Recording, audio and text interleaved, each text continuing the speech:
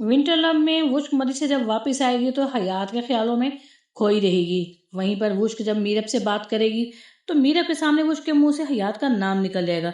मीरब उसी टाइम वुश्क से कहेगी कि तुम्हारे मुंह से उसका नाम निकले, इसका मतलब तुम उसके ख्यालों में खोई हुई हो। मगर वुश्क कह देगी बस बेख्याली में उसका नाम मुंह में आ गया।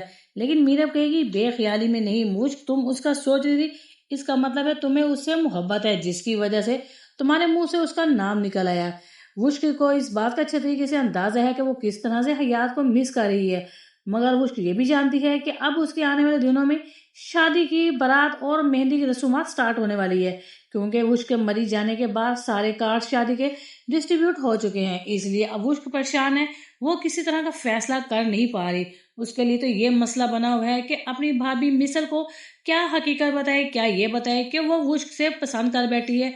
अगर वो अपनी मोहब्बत का इजहार करती है तो क्या उसकी भाभी उसकी शादी जहाँ तय हुई है, डेट फिक्स हो चुकी है, उस डेट को क्या उस रिश्ते से ख़त्म कर देगी।